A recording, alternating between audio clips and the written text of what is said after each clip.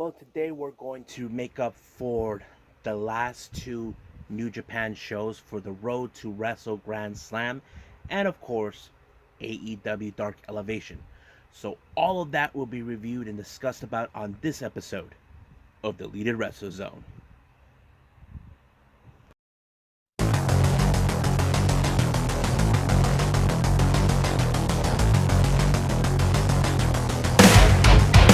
Are you ready? Get up, get up! Get up, get up! Get up, get up! Get up, get up! Get up, get up! Get up, get up! Hey everyone, welcome to the Deleted Wrestle Zone. All things that is pro wrestling with AEW, NXT, New Japan Pro Wrestling, Impact Wrestling, the National Wrestling Alliance, various promotions, wrestlers, matches, and championships. I'm your host, Jay right here. So before I begin reviewing New Japan's last two events that they had for Road to Wrestle Grand Slam and, of course, AEW Dark Elevation, there's been new information coming out about, if you guys remember, I mentioned Kavita Devi, who actually was released by NXT. Apparently, it was later revised that it's not 100% accurate. It just revealed that she is still with WWE, but however, she will be doing some work at her home native land of India. Now, if you guys recall, they have entered a partnership with the country of India. This was something that's already been talked about and also been reviewed with their show Spectacular or something like that, where they introduce wrestlers coming from India.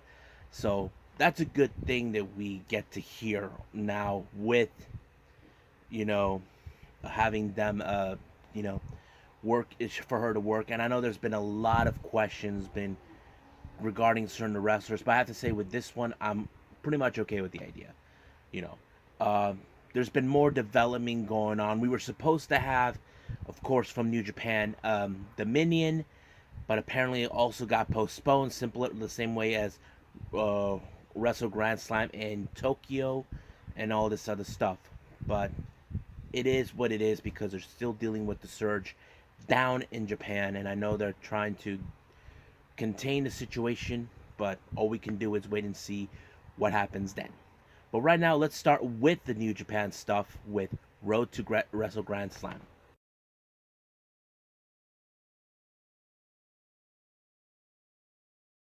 Okay, so this latest New Japan event, Road to Wrestle Grand Slam, took place on the 25th of May. Um, it was a very five-match event. So here's what we got from start to finish. First match is the Young Lion Yota Tsuji versus, of course, the crown jewel of the Bullet Club, Chase Owens. This is one of those matches. I'm not sure if this is like one of the final tests for Yota Tsuji, because I've been aware for some time now that been announced before that Yota Tsuji is ready to go on excursion, and his final match that he wants to have before heading to excursion was against Tetsuya Naito. We don't know if that's going to take place down the line, but I'm assuming that may be put on hold for the time being due to the fact of what's been going on in Japan. But didn't pay attention too much, but I figured because in these type of situation in matches with young lions, sometimes they'll lose unless if they're facing other young lions of themselves. It's a 50-50 chance whoever's going to win that. But I figured that, of course, Chase Owens was going to win this one. The next match is a tag team match. We have Bullet Club members Taiji Shimuri and Yujiro Takahashi taking on Suzuki Goons, Doiki and Zack Sabre Jr. Now, this was one of those matches where it's been set up because if you guys been aware or not, it turns out the Dangerous Tekkers get another opportunity of the IWGP heavyweight tag team titles that are currently being held by GOD. Can't wait to see that. From what I understand, that match will take place on June 1st. So I will review that after this episode and see what happens then. But the match itself, you can guess that I don't know why Taichi was not involved, because I feel they should have him, but Doiki being involved, because here's the thing. You have Taiji Shimuri, who is a junior heavyweight. Same thing with Doiki, but it probably would make sense. But seeing Zack Sabre Jr., who is a submission specialist, you can guess he was gonna pull up the victory for his team one way or the other. So Suzuki Goons, Zack Sabre Jr., and Doiki win this match. Next match we have the student and Master Wato, and his teacher Yoshi Tenzan, taking on the God alongside Master Heater. You can guess right away in this type of match that it was going to go to the God because they are the most toughest team, and of course they are the IWGP Heavyweight Tag Team Champions. That is something you cannot turn away from that. I know that. You probably guys should know that too. The next match, this one has become a very interesting odd during the match. We have LIJ members, all four of them, Bushi, Shingo, Sanada, and Naito, taking on Taguchi and all three members of Chaos, who are currently the never openweight six-man tag team champions.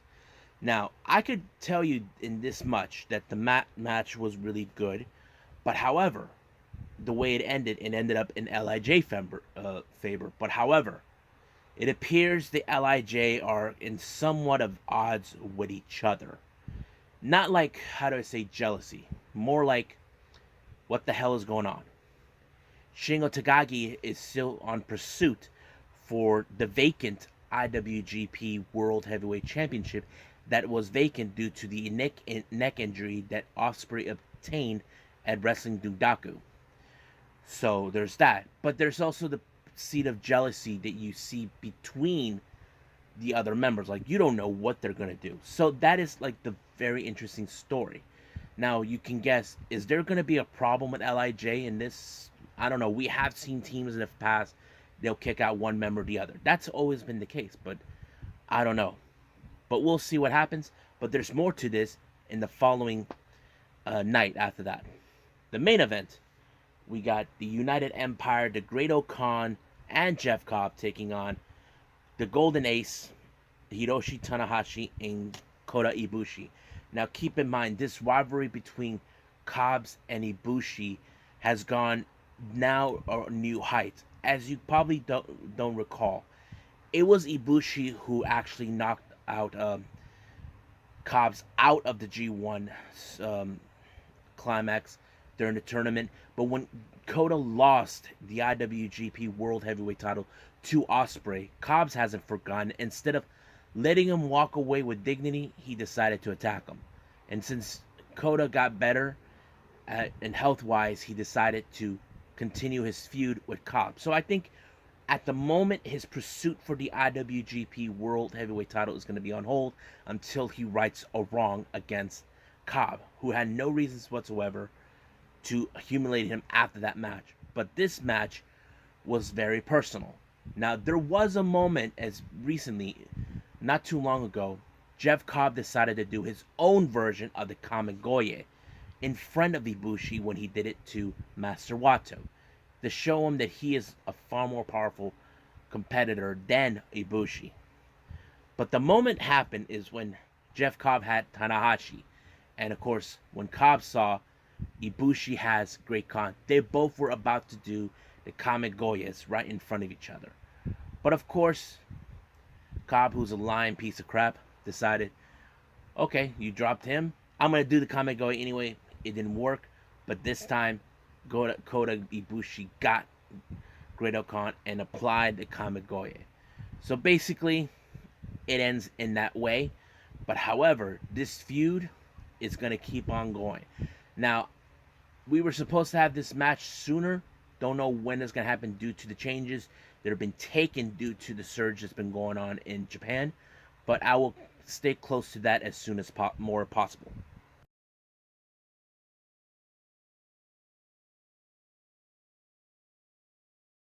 Okay, so we're continuing on more with, of course, the New Japan's Road to Wrestle Grand Slam. This one took place the following day, the 26th of May. Opening match is once again the Young Lion Yota Tsuji taking on, of course, Shingo Takagi.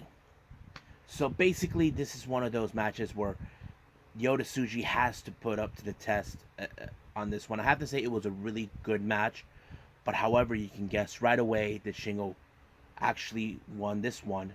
But I think he might have been impressed by Tsuji about his effortless, but I don't think Tsuji feels happy to lose to Takagi.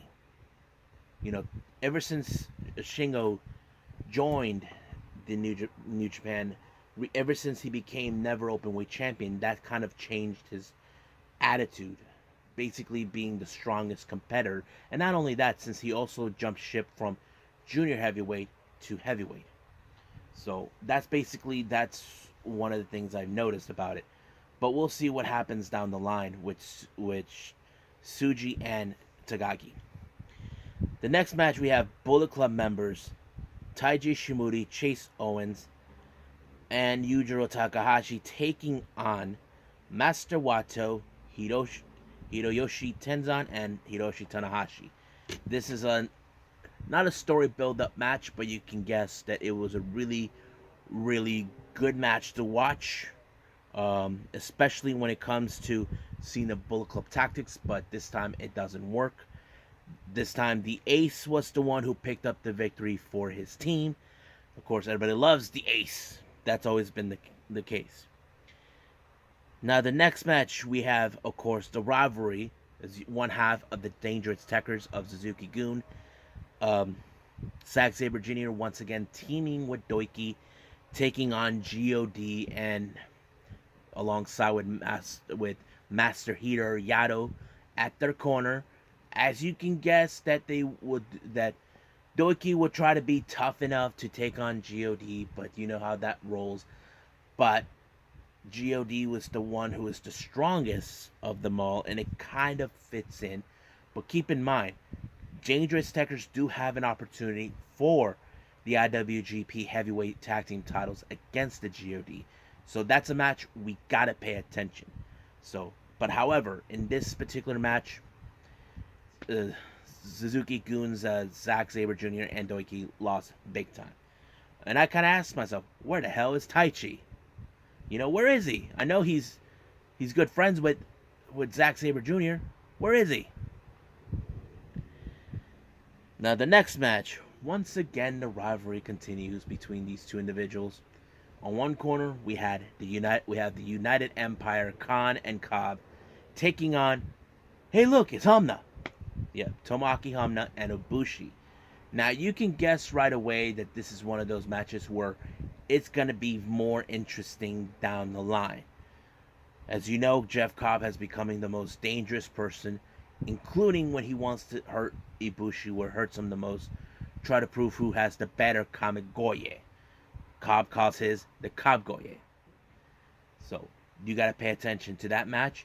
But however, it ended badly when, of course, Hamna was put in the tours of the island, and that's how it ends.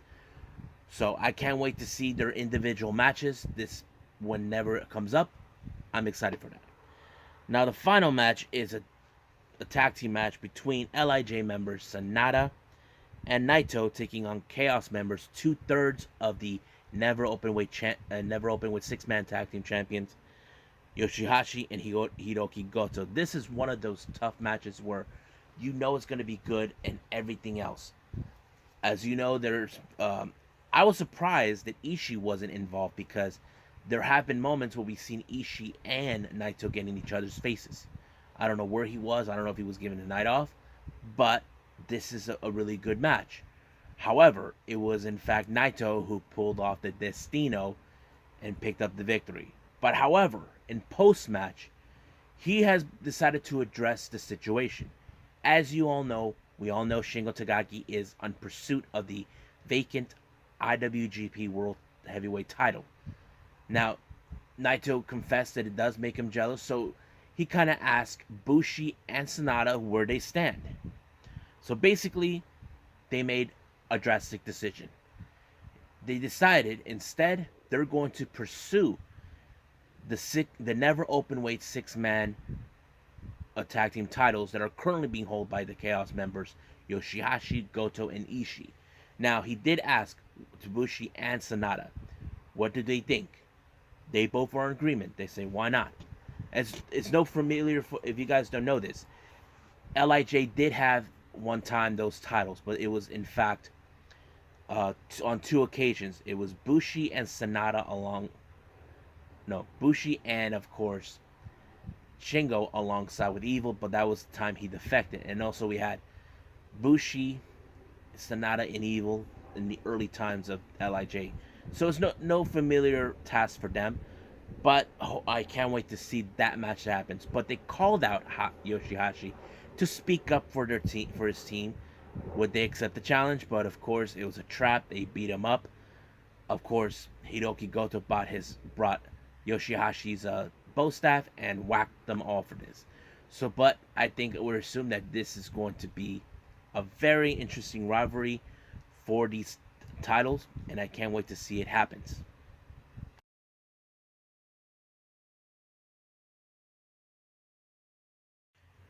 Okay, so we got AEW Dark Elevation. For the first time ever, we get audience as well. So as you must know, this is also one of those pre-tape shows that we normally see. Now, the first match of the night, well, it started out with Thunder Rosa congratulating Britt Baker. Now, we all know what happened in Double or Nothing. Britt Baker is now the new AEW Women's World Champion. So, however, Thunder Rosa is next in line in the AEW rankings. So the real question is, when will that happen? But Thunder Rosa, it's stated, she's going to show who's La Mera Mera. And I can't wait to see that. Or should I say, I can already see that happen. Now, the opening match we have is the Acclaim taking on Brent and Brandon Tate. Now, interesting thing they discovered that Paul White revealed about these two guys, other than them being brothers, they're in fact the current OVW tag team champions. Now, if you guys don't know what OVW stands for, it stands for Ohio Valley Wrestling, which currently is run by Al Snow. One time it was a developmental promotion for Impact, I think it was, but they have, and also same thing with WWE, but no longer they're on their own promotion, and it's pretty cool. But you can guess that the Acclaim won, as they normally do, but we don't know. I don't know exactly what is their rankings in the tag team division, but I'm assuming they might be at the top 5. So I don't know when they'll get into the shot, but we'll see where to go. Now, in the after hours of Double or Nothing, they had an interview with, well, Tony Schiavone had an interview with Jungle Boy, telling him how he felt about winning the Casino Battle Royale and knowing that he's going to face against Kenny Omega. So he felt great, but however, he received an unexpected visitor. It's the man that he won from the Casino Battle Royale that allowed him to win. That is Christian Cage. So Christian Cage gave him some advice and tried to tell him that he reminded of himself, how passionate he was, that he, and all this and that. So he's very proud of him. But however, as soon as Christian decided to leave, he is confronted by Matt Hardy, who Matt Hardy feels that he should have sided with him to get rid of Jungle Boy. But keep in mind, Christian has no intentions of siding with anybody. He already made it clear that he's on his own. He already turned down Team Taz once before, and that's how it goes. But now he entered a rivalry with the Hardy family office, but Jungle Boy decided to give him a helping hand, knowing they should not have got themselves involved in this. But it later was revealed that they will both Christian and Jungle Boy will team up against Private Party. Next match we have, of course, Layla Hirsch, who if the thing is this with Layla Hirsch, she was signed during the pandemic when we had no audience, and this is a great reaction for her because we don't know how things would have been different, but having her there, I think many fans were happy. I think she might have been one of the few that might have had a good pop in that, and her opponent was Robin Renegade. But But it's later was foretold. Layla Hirsch, in fact, cracked the top 5 in the women's ranking. So I'm like, whoa, that is impressive. Now, I don't know how you guys feel about it, but to me, I have to say Layla Hirsch, for a girl of her size, and her abilities, I would like to see her win the title or challenge for the title. That is something I definitely got to see.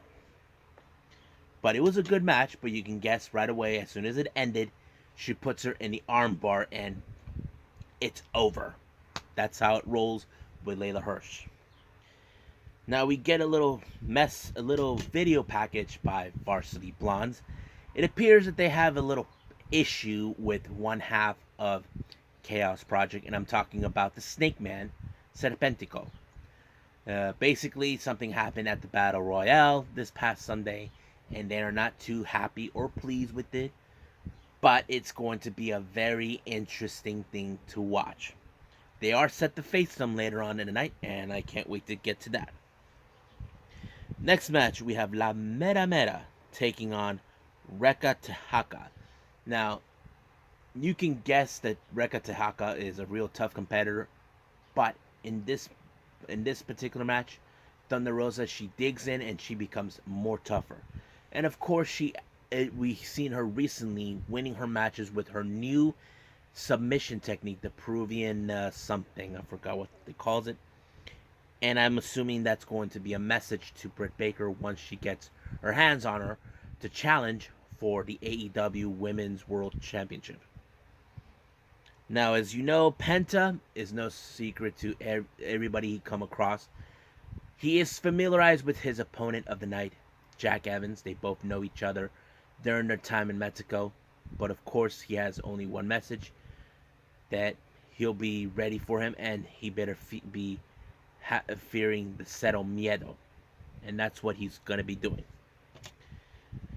Now, the next match, we have Chaos Project, Luther and Serpentico taking on Varsity Blondes along with Julia Hart. If you have noticed or not, if you guys did saw Elevation, they have received a huge pop on this one. I have to say they are becoming a very popular tag team. Now, you can say, but Brian Pillman Jr. has he doesn't need to be a tag team. He's the son of Brian Pillman Jr. That is true in every way. But however, I think Brian Pillman never would imagine to be in a tag team way at all. But I think with this is helping him elevate more his career, that hopefully one day we'll see him as a singles competitor. But it was a good match. I have to say, Varsity Blondes are very, very impressive. But you can guess right away who could actually win, because these two teams have been on both Dark and Elevation multiple times. Well, I was kind of hoping you say that, but I figured it was going to be the Varsity Blondes one way or the other, because they are becoming a very popular tag team, and I'm very happy to see them there. But unfortunately, we do know they're not currently full-time signed with AEW, but I would love to see them sign with them. But of course, Varsity Blondes won their match. Next up we have is an interview in the after hours of Double or Nothing, where we have Dustin Rhodes talk about his match against Nick Comoroto in a Bulls Ropes match. So basically, there's no love lost between those two. But the real question, does the Natural has what it takes to put a beast like Nick Comoroto down in a Bulls Ropes match? I don't know. But this is going to be a pretty tough challenge for Dustin to take on Nick Comoroto. Next match, we have a women's tag team match. We got Nyla Rose teaming up with the Bunny, who's being not only accompanied by Vicky Guerrero, but also members of the Hardy family office, taking on Big Swole and Red Velvet. But you can guess, of course, the Hardy family office got themselves involved, and they whacked Big Swole to ensure they picked up the victory. So this is like one of those things. Someone needs to ban the Hardy family office out. And that is something I probably would like to see happen. Next match, we have, of course, Jack Evans along with Angelico taking on Penta Cero M. Man, this was one of those brutal matches you can actually see. Every trick that Jack Evans tried to pull on him, Penta knows it pretty well, and he gives him a very hard strike. You'll be like, oh. That's one of the things about Penta. He just likes to break you in half. And that's really good about Penta, what I like about him. He's not messing around. So I think this is one of those matches where, like, wow, I think we could see one day Penta one day getting a shot of the AEW world title. And that is something I definitely got to see. Now, the next match, we have Tay Conti versus Ashley Diabauz. I don't know. But anyway, she's also in the same predicament as Layla Hirsch. As you guys know, Tay Conti was signed during the time of the pandemic when we had no audiences. But it's great that she's getting a good vibe and reaction with the fans. Fans are adoring her. I think she's enjoying hearing the fans back in the fold again. And it was a good match. You can guess that Tay Conti always impresses us with her judo and Brazilian jiu-jitsu styles. And that's how she always wins her matches. I know that in the recent podcast interview she talked, has she ever applied any of her Brazilian Jiu-Jitsu techniques into it? She said not 100%. Much of her techniques that she's been using is mostly from Judo. And I'm like, okay, makes sense, but it works.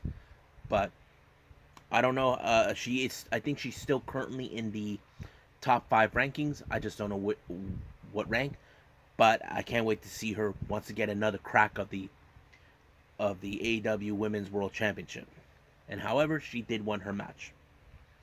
Now we get to the main event. JD Drake along with the Wingmen taking on Jungle Boy, being accompanied by, of course, Jurassic Express.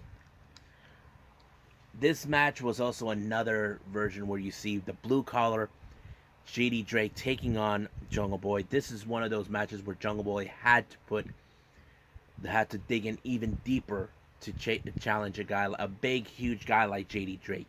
You can guess right away that's what it takes for Jungle Boy to win his matches, and that's what he did. He's currently in a good, how do I say this? In a good records with amounts of wins for this year. But I can't wait to see him when he challenge, of course, Kenny Omega for the title, and that is going to be a very good match. But of course, Jungle Boy put, of course, JD Drake in the snare trap. You wouldn't have guessed that a guy his size would ever be in a snare, get put on the snare trap, but it did happen, and JD Drake had no other choice but to tap out, and Jungle Boy picked up the victory, and I can't wait to see what he's going to do when he faces Kenny Omega. Well, I hope you guys enjoyed this episode. Like I said, I'm a little behind out of certain things, but right now I have Tuesday Wrestling coming up, where we have, of course, AEW Dark, the June 1st for Road to Dominion. Like I said, it's postponed, but we'll see what happens down the line. Much of their matches are taking place at Korakuen Hall in Tokyo. We also got NXT. There is no NWA Power, but there is the Power Surge. There's going to be certain developments taking place for this Sunday's event when the Shadows Fall. I will cover that as soon as possible, what matches will take place, what I think about it, and we'll go from there. But for now, I'll see you guys in the next DWZ time. Same DWZ channel. I must bid all of you adieu. So goodbye. Mwah. And have a nice day. Bang.